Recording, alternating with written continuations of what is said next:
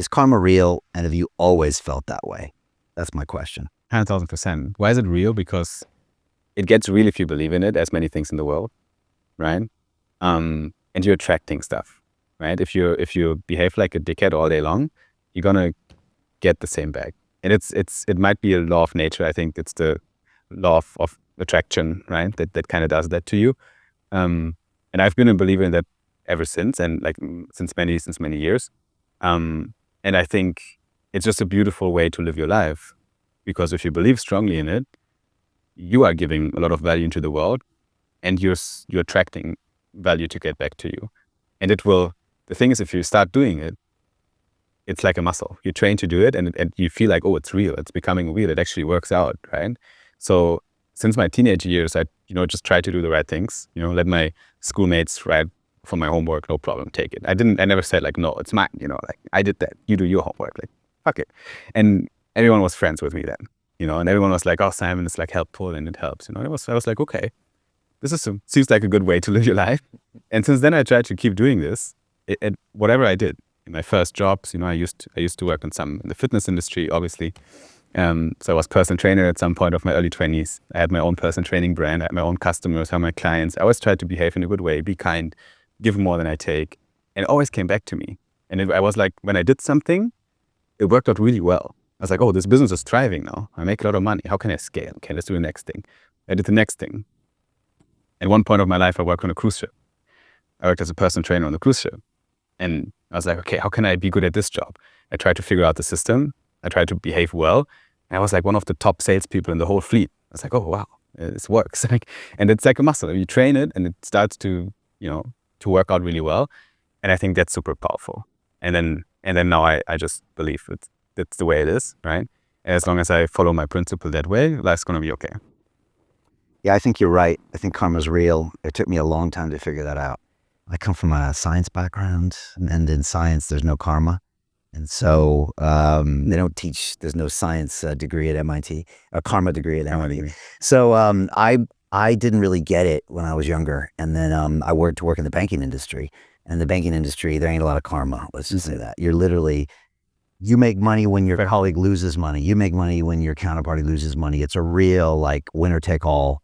And I got taught that kind of in New York City in the 90s, and it was real cutthroat, let's just say that. And then when I got into broadcasting 14 years ago, I started my YouTube channel, and I started putting out different energy in the world. I would have people over and talk about their ideas, and I love promoting people and their ideas, and we weren't getting anything for it. The first time you met me in that world, you got a 2-hour episode of London Real distributed to my followers, and maybe would be watched by millions of people. That was our first interaction. And I'm telling you, Simon, like a year later, and a year later after that, and a year later when I would look myself in the mirror and say, like, hey, I know investing in crypto is scary.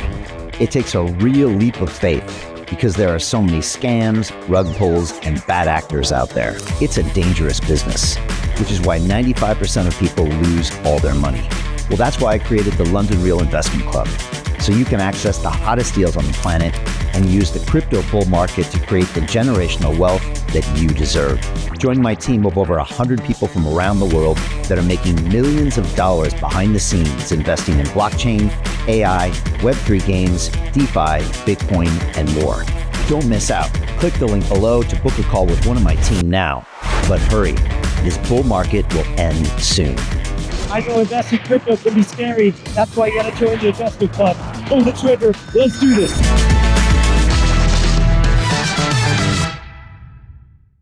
What are you doing? This is not making money. This is not going anywhere. Everyone thinks you're crazy. But I would say also, I have more friends than I ever had. I'm happier than I've ever had. And I'm enjoying my life more than I ever had. So it was weird. And then the weirdest thing happened when Joe Rogan invited me on his show 2 years later, back in 2013. We flew to LA and I was on the Joe Rogan Experience, which even back then I knew was a big deal. Now everybody knows.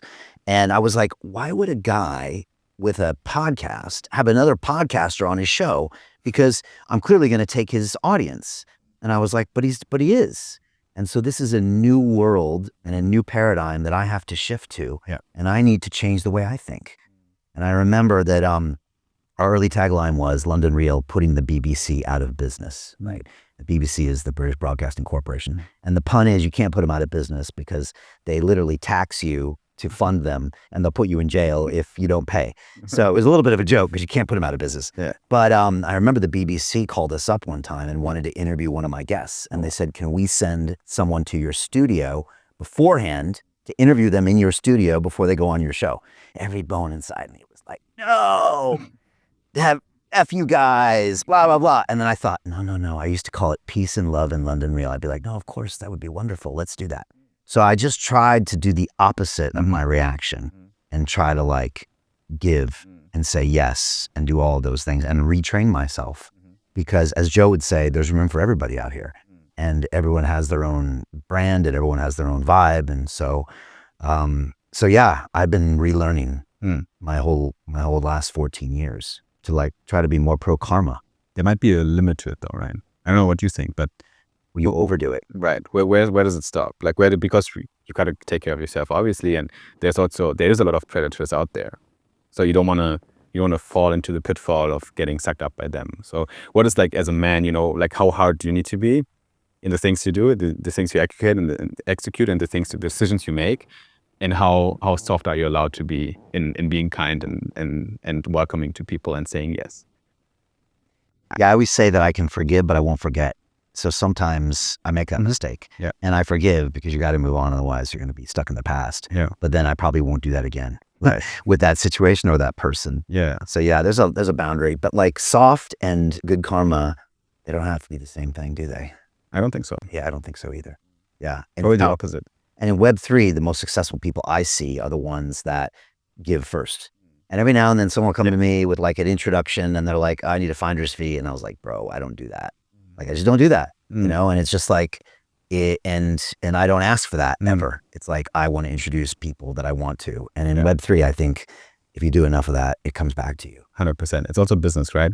It's not just in Web3. Yeah. I guess like if you're a good business person and you connect people and you add value, the value comes back. So I think karma, if it's real in business, it's realer than ever. But I think just you need to kind of develop this inner sensor that tells you who is bullshit, like who's trying to extract too much value, and then say no to these people, right? So it's not, when I say believe in karma, it doesn't mean like just close your eyes and say yes to everything, right? And welcome every deal. Then I would be the worst negotiator ever as the CEO of my company, right? Yeah. I need to be kind of tough as well. I need to be able to say no to deals. I need to be able to change the terms here and there and believe in, the company's good, future. But it's more like, it's about fairness, right? If something feels fair to me and feels good and right to do, then I'll help that person out without any regrets and ask for something in return. And it always comes back to some extent. Like I never ask for finder's fee or, I make an intro there and I don't ask, okay, how much do I get now for it? They come back to me. They'd be like, hey, Simon, thanks for the intro. Do you want, 10% cut? And I'm like, sure, whatever. How do you get out of a rat race? How do you create wealth not only for yourself, but also for the generations to come after? I am absolutely amazed with the quality of companies that we're getting exposure to. We go on to Zoom calls with the innovators and the folks who are building new applications in metaverse, blockchain, artificial intelligence, decentralized finance. What's going on, everybody? Thumbs up if you can see me. We are focusing on early stage investment. And the quality of people that we're getting exposure to, whether it be Dan Tapiero with 1RT, Jason Ma from Open, Yatsu from Animoca. It's been a phenomenal experience thus far. It has far exceeded my expectations. We are focusing on cutting edge technologies. I view it now as the best investment I've ever made. The upside I view is unlimited. And as a retail investor, I would never get this exposure anywhere else outside of Investment Club.